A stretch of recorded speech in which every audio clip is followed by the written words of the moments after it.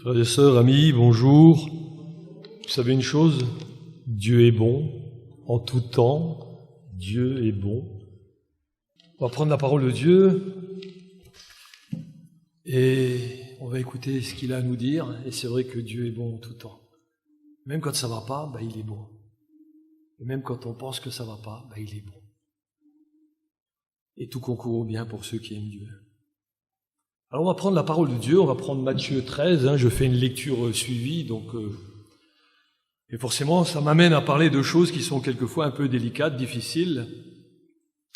Mais ce que j'aime bien dans la parole de Dieu, c'est qu'il y a toujours plein de clins d'œil comme ça, et on va parler un tout petit peu de cuisine aujourd'hui. Je dis un tout petit peu.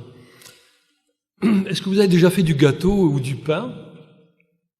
Alors je suppose que vous prenez la farine, un peu d'eau, et puis vous y mettez quelque chose, un ingrédient, un tout petit peu d'ingrédient dedans, et ça s'appelle de la levure, voilà. Alors pour nous, mettre de la levure, ça paraît tout à fait normal, quand on fait de la cuisine, ça paraît même indispensable. Parce que sinon le gâteau ou le pain, il sera pas aérien, il sera pas léger. Et dans la Bible, Jésus a utilisé cette image, mais c'est du levain.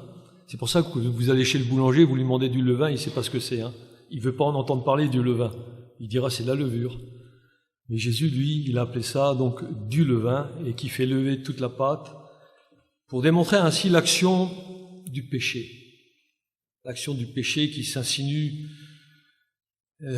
dans la société et aussi pour nous mettre en garde, pour parler des difficultés que les disciples allaient rencontrer et comment aussi allaient être reçus ses enseignements et sa parole dans la suite des temps jusqu'à son retour. On va prendre l'évangile de Matthieu, chapitre 13, on va lire juste ce verset 33. Mais au préalable, j'aimerais faire une petite introduction quand même des 7 paraboles de Matthieu 13, parce qu'il faut les diviser en 2 groupes. Il y a le premier groupe qui comprend les 4 premières paraboles, et donc nous allons prendre la 4e aujourd'hui. Et puis ensuite viendront 3 autres paraboles. Les 4 premières paraboles sont prévues et sont données aux disciples et puis à la foule, et les 3 autres ne sont données que aux disciples dans la maison, parce qu'il y a quelque chose de très particulier.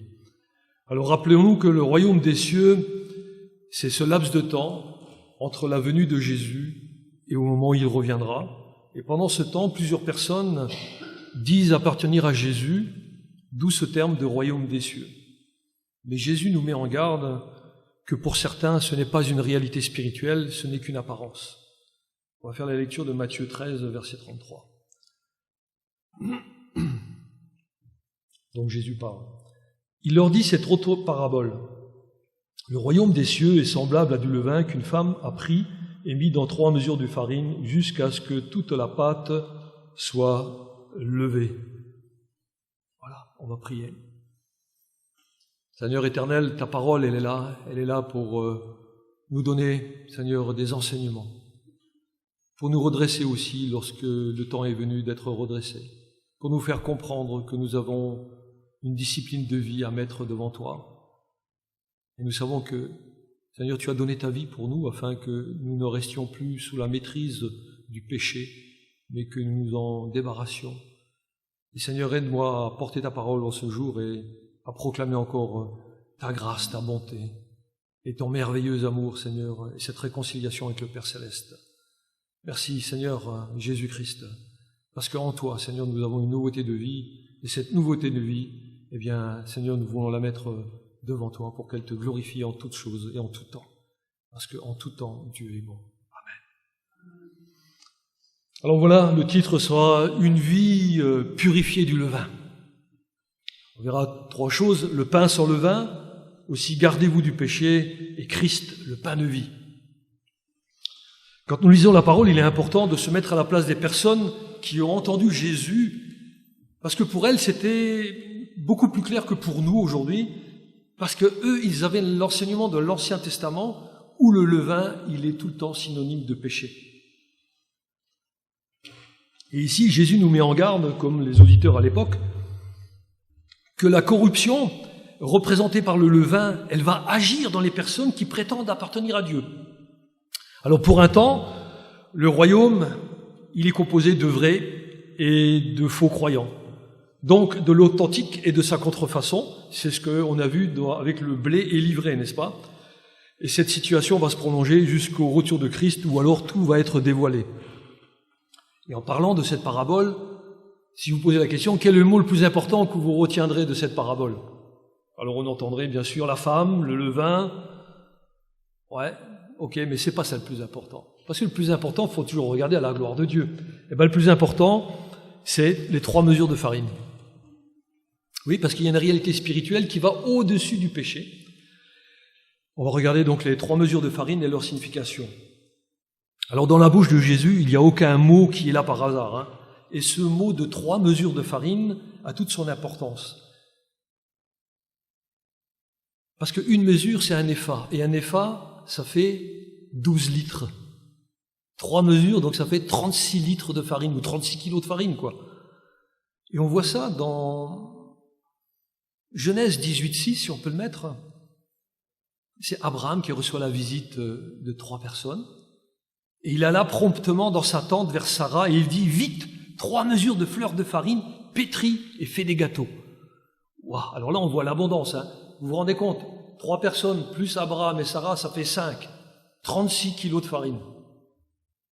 Sans compter le veau. Parce que Abraham a demandé aussi qu'on apprête un veau. Vous vous rendez compte? Je ne sais pas si vous arrivez à manger 36 kilos de farine à 5, hein. Mais là, ça montre l'opulence, et ça montre en fin de compte que Abraham, il est là tout heureux de recevoir ces personnes.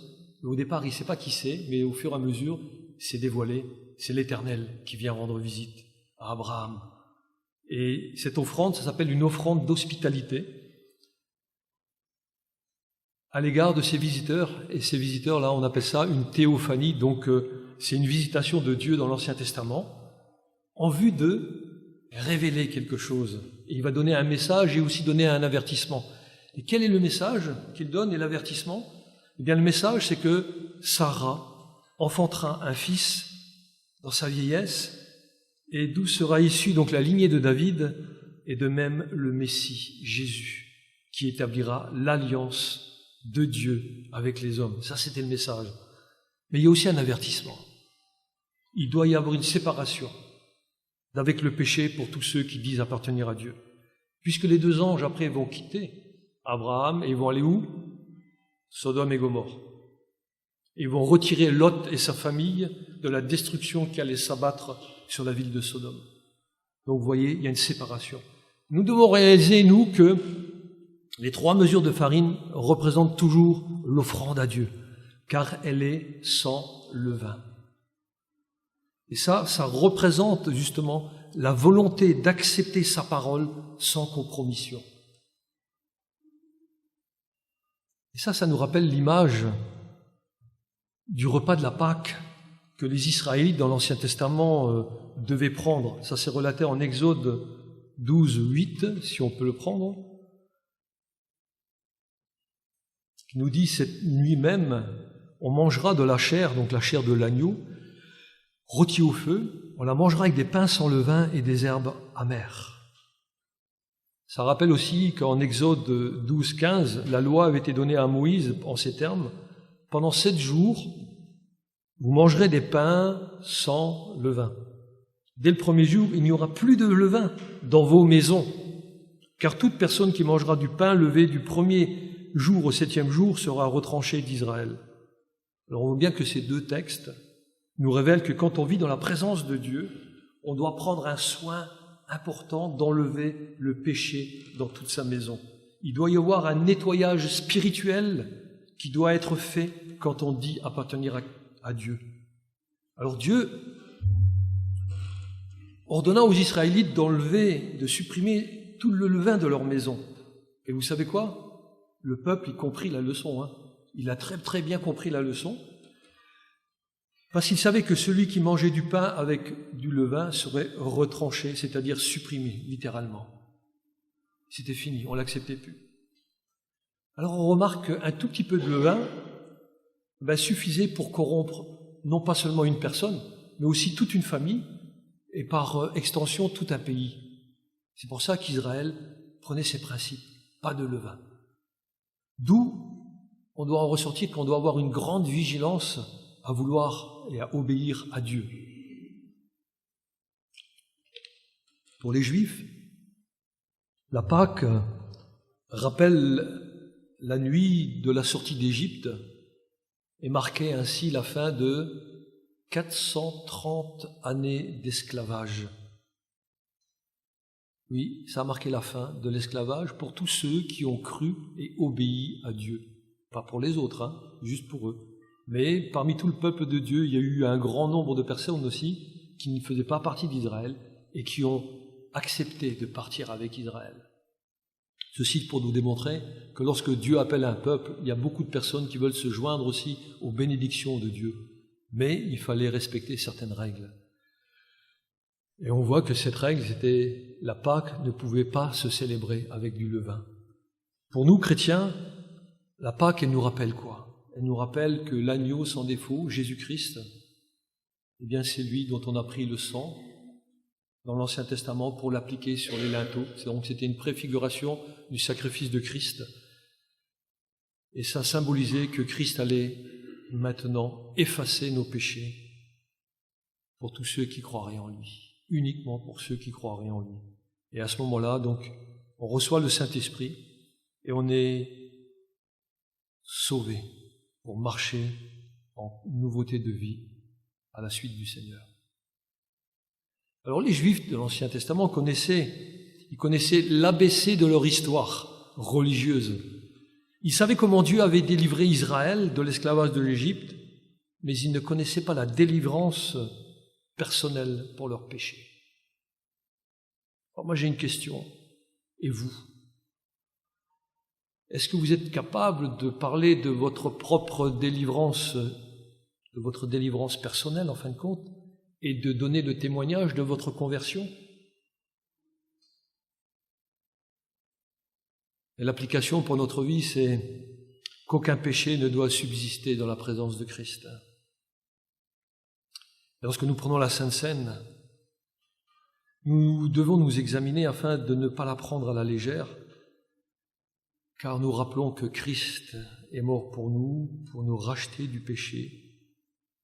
Et si nous le faisons d'une manière indigne, nous en subirons les conséquences. C'est 1 Corinthiens 11, 29, vous savez, quand on prend la scène, on parle de ce verset où il dit « Car celui qui mange et boit sans discerner le corps du Seigneur, mange et boit un jugement contre lui-même. » Alors, attention au levain qui peut agir dans notre vie. Et le levain en grec se dit dzomé. Dzomé, ça décrit une influence pernicieuse qui est capable de faire lever toute la pâte.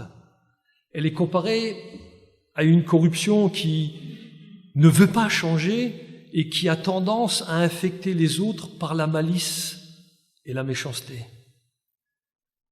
Et dans le Nouveau Testament, en parlant du levain, en Matthieu 16, 6, Jésus leur dit « Gardez-vous avec soin du levain des pharisiens et des sadducéens. » On voit que dans ce texte, Jésus nous rappelle que le levain représente des mauvais enseignements.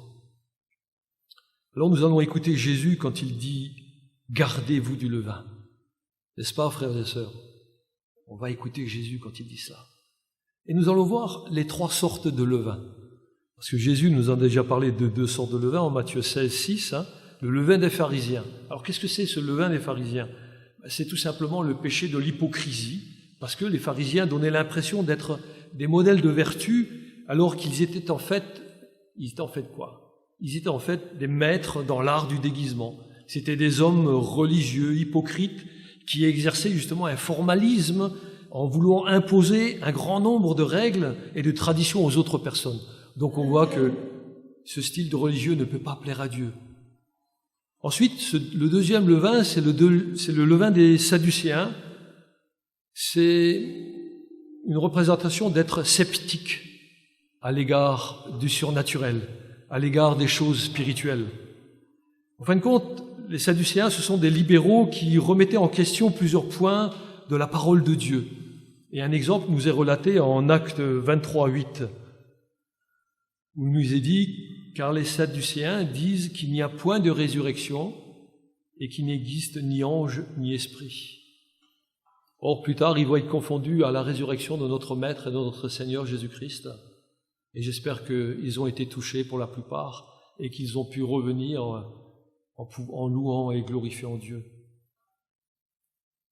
Ensuite, il y a aussi le levain du roi Hérode. Donc c'est le troisième levain. Et Jésus nous demande de faire très attention à cette troisième sorte de levain. C'est en Marc 8, 15. Et là, encore une fois, Jésus nous rappelle, il dit « Gardez-vous avec soin ». Donc il y a une vigilance qui doit être exercée plus particulièrement.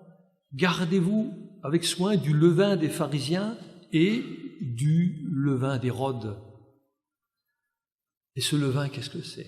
Alors ce levain, c'est un mélange de la politique et de la religion. Et savez-vous comment se manifeste ce levain? Eh bien, il se manifeste en faisant passer le bien pour mal et le mal pour un bien. C'est bien ce que fait la politique en ce moment. Donc Jésus nous avertissait déjà. Et en faisant passer ce qui est bien pour mal et ce qui est mal pour bien, en ne disant point la vérité et en ne prenant pas soin de faire attention à ce que l'on dit et on fait participer les autres à cette corruption, eh bien on voit que on fait ce genre de politique. Mais dans l'Église de Christ, rien de tel. Jésus, lui, il veut démontrer encore cela, puisqu'il nous dit en Luc 13, 32, par rapport à cette situation du levain d'Hérode, Jésus dit « Allez dire à ce renard que je chasse les démons ». On voit que Jésus-Christ a toute la puissance et il fait ce qu'il doit faire en temps, mais aussi il dit la vérité, puisque Hérode était le roi établi et mis en place avec l'appui des Romains pour diriger le pays. Et comment l'a-t-il fait?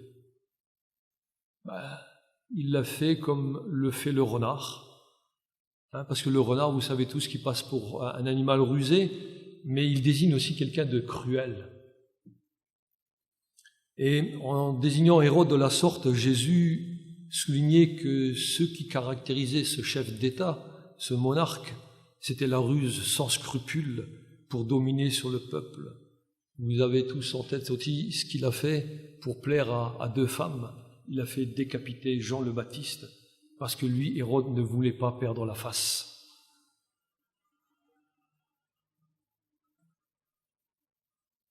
Alors si Jésus attire notre attention sur ces trois sortes de levain, il veut aussi nous faire prendre en compte qu'il y a quelque chose de plus grand que nous devrions vivre.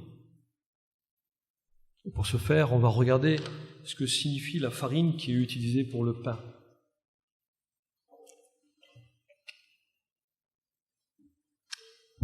Dans la parabole du levain, le mot grec pour farine, c'est aleron, et désigne spécifiquement de la farine de blé, pas autre chose.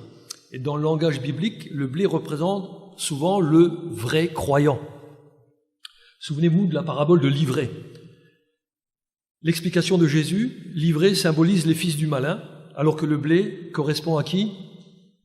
À vous, aux enfants de Dieu, à nous. Amen. Ça c'est Matthieu 13, 38.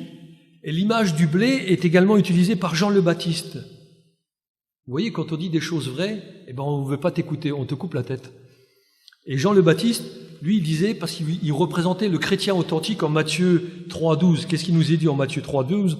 Où il déclare que Jésus reviendra en tant que juge et il amassera le blé, donc les justes, dans son grenier et brûlera la paille, donc les méchants, dans un feu qui ne s'éteint point. Voilà. Jésus-Christ se définit lui-même comme le pain de vie. Et ça, c'est mon troisième point. Christ, le pain de vie. C'est lui qui a le pouvoir de communiquer la vie.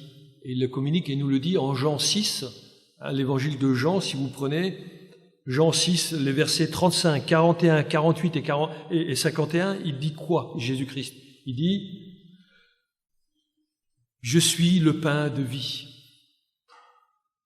Oui, c'est vrai qu'il est le chemin, la vérité et la vie, mais il est le pain de vie, il le cite 4 fois.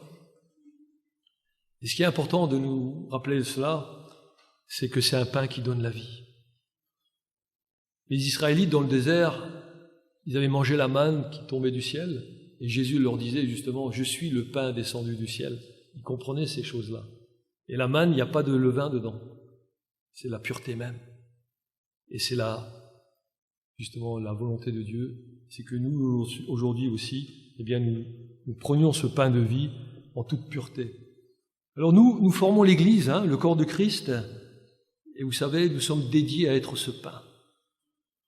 C'est ce que l'Esprit de Dieu déclare en 1 Corinthiens 10, 17, on peut prendre ce verset. 1 Corinthiens 10, 17.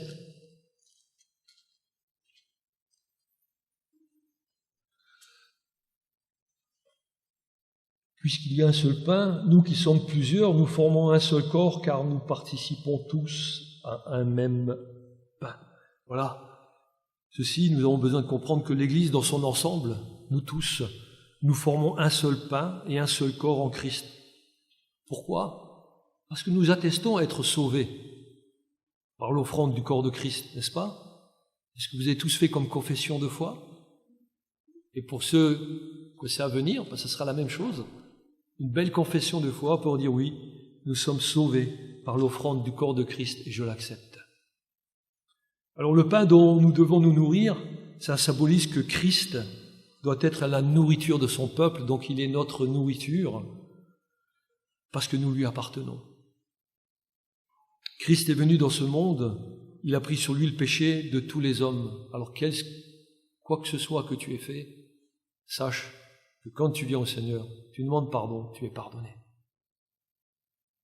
Et il est mort pour nos péchés. Il est mort afin que nous soyons libérés de l'emprise du péché de notre vie, c'est-à-dire du levain. Amis, si vous n'avez pas encore pris conscience de cette réalité, je vous invite pendant un court instant à baisser la tête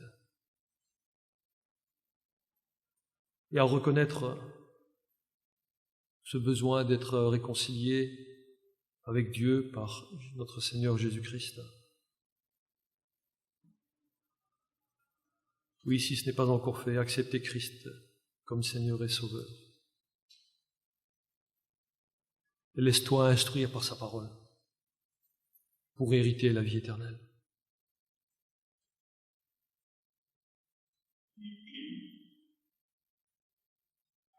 Oui, et pour nous tous, nous avons besoin de nous confier en Jésus jour après jour pour être libérés de toute emprise du péché dans notre vie. Amis bien-aimés, nous savons que tant que nous restons dans ce corps, nous serons aux prises avec du levain. On ne peut pas faire autrement. Mais Jésus veut nous rappeler encore aujourd'hui que c'est l'emprise du levain, c'est de cette emprise-là que nous ne devons plus accepter pour notre vie. Ainsi, nous ne devons tolérer aucun levain de malice, aucune hypocrisie, aucune tromperie, aucune ruse, ni de mensonge, ni même d'acceptation de mal, quel qu'il soit.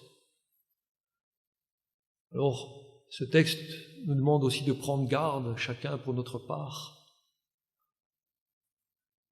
Parce que comme pour Abraham, il y a eu une promesse, mais il y a aussi un avertissement. Nous devons prendre part à cet avertissement, l'influence pernicieuse du péché, qui au départ est tout petit, est insignifiant, ne représente pas bien grand-chose en apparence, mais finalement va se propager dans l'Église et l'entraîner dans le désordre. C'est ce que Jésus nous révèle avec cette parabole de Matthieu 13, 33.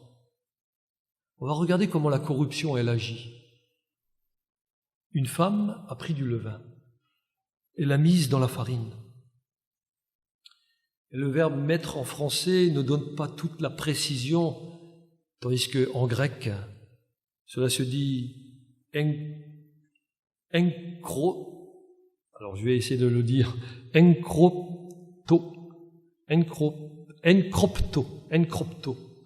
qui signifie « cacher » dans quelque chose. Il faudrait lire donc une femme a pris du levain et l'a caché dans la farine.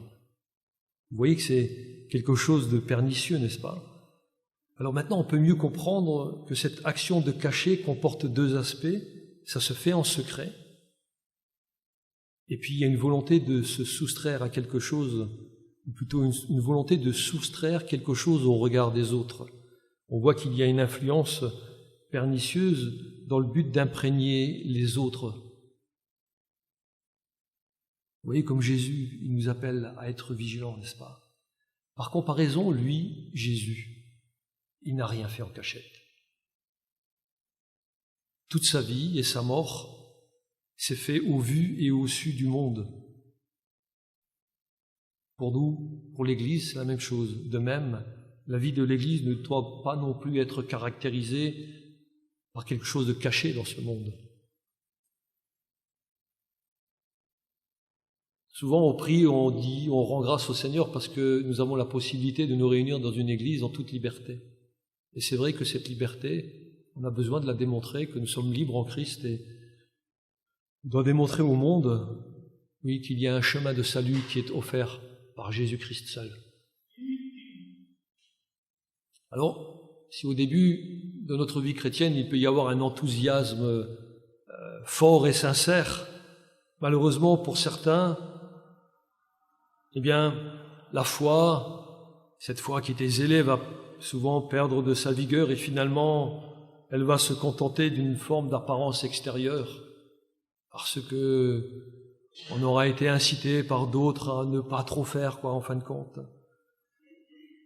Mais le zèle pour Dieu devient à ce moment-là superficiel. Il arrive ce que dit Jésus en Matthieu 15:8.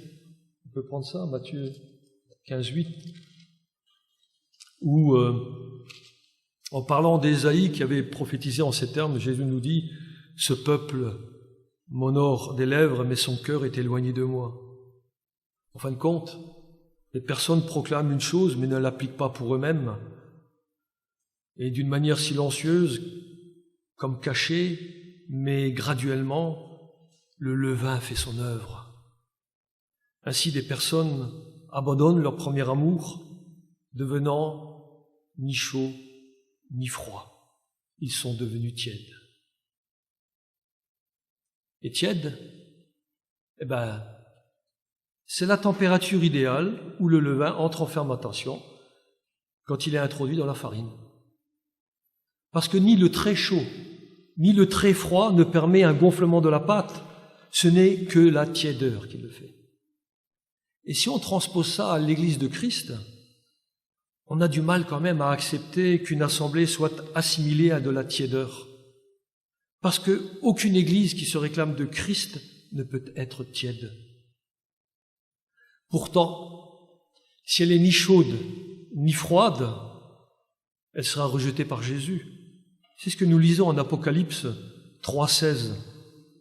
Apocalypse 3,16 nous dit « Ainsi parce que tu es tiède et parce que tu n'es ni froid ni bouillant, je te vomirai de ma bouche. » Quel avertissement, n'est-ce pas? Et le levain, malheureusement, est un bel exemple du péché. Il est petit, mais si on le laisse agir, il gonfle et s'infiltre dans la masse.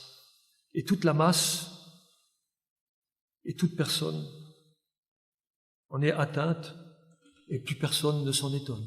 C'est devenu tellement naturel. 1 Corinthiens, chapitre 5, 1 Corinthiens, chapitre 5, versets 6 à 8,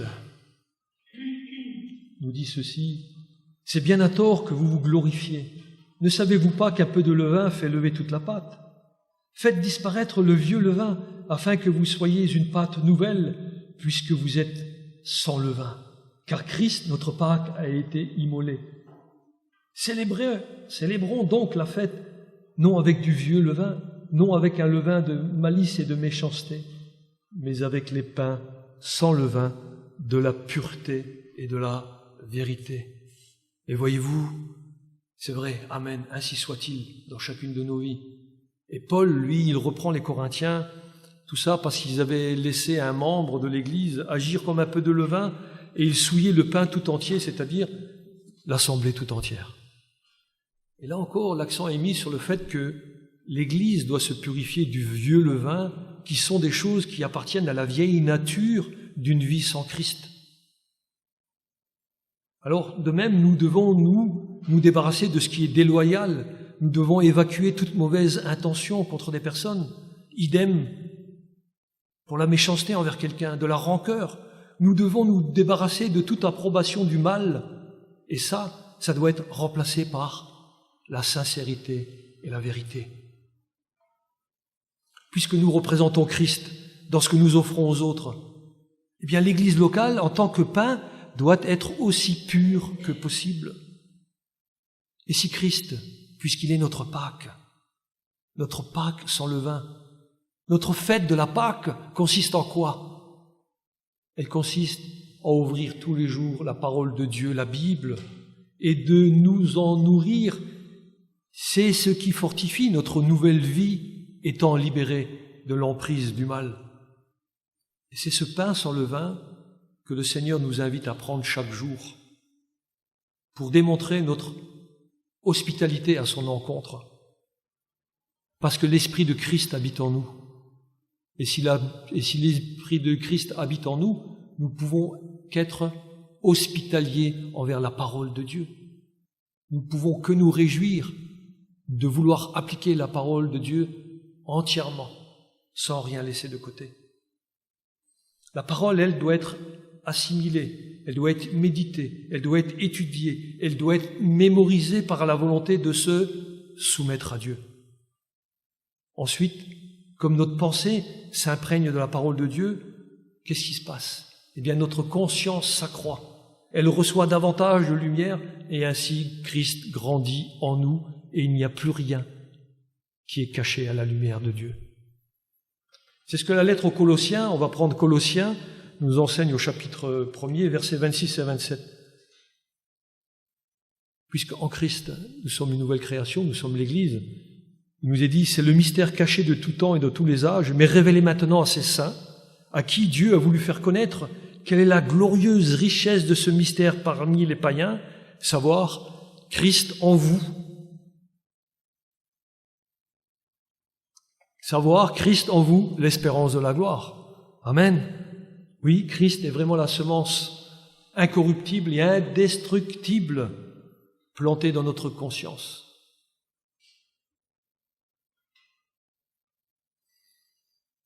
Oui. Et cela vient quand? Eh bien, au moment où on a accepté Christ. Simplement à ce moment-là. On reçoit le Saint-Esprit. Nous sommes régénérés. Et la semence qui est en nous, elle va croître et porter du fruit. Afin que l'on puisse rétablir maintenant l'image et la ressemblance à Dieu que nous avons perdue en Adam. Or, l'origine du levain. Vous connaissez l'origine du levain? Il y a 3 choses. Je l'ai un peu présenté. C'est la femme, Ève, trompée par Satan, mais aussi par la désobéissance d'Adam, à assumer sa responsabilité, qui a introduit le péché dans le monde. Voici la deuxième chose, c'est que le levain désigne toute mauvaise doctrine. Et il est significatif que dans Apocalypse 2:20, eh bien, il y a une fausse prophétesse qui soit aussi une femme qui prophétise dans l'église de Thyatire, Jézabel. Et on voit aussi que dans 1 Timothée 2:12, Paul, par l'Esprit de Dieu, interdit aux femmes d'enseigner dans l'église. Et vous remarquerez vous-même que beaucoup de sectes ont été fondées par des femmes, parce que, encore une fois, les hommes ne prennent pas leurs responsabilités. Et alors, si on ne prend pas nos responsabilités, on ne peut pas penser pouvoir glorifier Dieu en étant sous l'emprise du levain, car cela attriste le Saint-Esprit. Et vous connaissez la seule solution, c'est quoi? La repentance, c'est se repentir. Et c'est seulement au moment de la repentance que la gloire de Dieu se manifeste dans la personne, parce qu'elle va pouvoir être utilisée par Dieu. Eh bien, ça c'est une ressemblance avec le pain. Parce que quand vous faites du pain, vous mettez de la farine, de l'eau et de la levure, le pain gonfle, mais il est impropre à la consommation à ce moment-là. Et pour qu'il puisse être utilisé et être utile, qu'est-ce qu'il faut faire? Il faut le faire passer dans le four, dans le feu. Et alors, à ce moment-là, la progression du levain, elle est finie, elle est arrêtée, elle est stoppée. C'est la même chose pour nous. Si nous passons dans le feu du jugement de Dieu, nous avons compris que nous sommes pécheurs et que lui, il est de toute sainteté. Et à ce moment, le feu-là, il va nous conserver en nous changeant, en nous transformant, en n'étant plus une pâte qui est pleine de choses mauvaises, mais comme le feu a produit son action, nous sommes maintenant devenus propres à être consommés.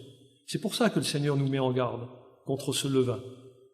Puisque vous avez été régénérés, le Seigneur nous appelle à garder notre fidélité envers lui en restant dans la pureté et la consécration à laquelle il nous demande d'être.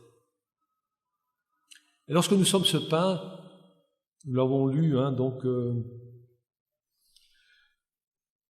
que ce pain doit être l'Église, et ce pain doit être présenté aux autres autour de nous, afin qu'eux aussi, ils puissent être participants de la grâce de Dieu, à travers le pain de vie qui est Christ. Ma conclusion, c'est Jésus seul est le pain de vie. Il n'y a pas de corruption en lui, il n'y en a jamais eu et il n'y en aura jamais. Alors se nourrir de Jésus, c'est se nourrir de sa parole dans toute sa pureté. Et l'exhortation, c'est maintenant, ne permettez pas au levain, sous quelque forme que ce soit, d'affecter la parole de Dieu. Le Seigneur nous demande, dans sa parole, d'être vigilants, d'autant plus que nous voyons s'approcher le jour du Seigneur. Amen. Alors que l'Esprit de Christ soit votre partage. Amen.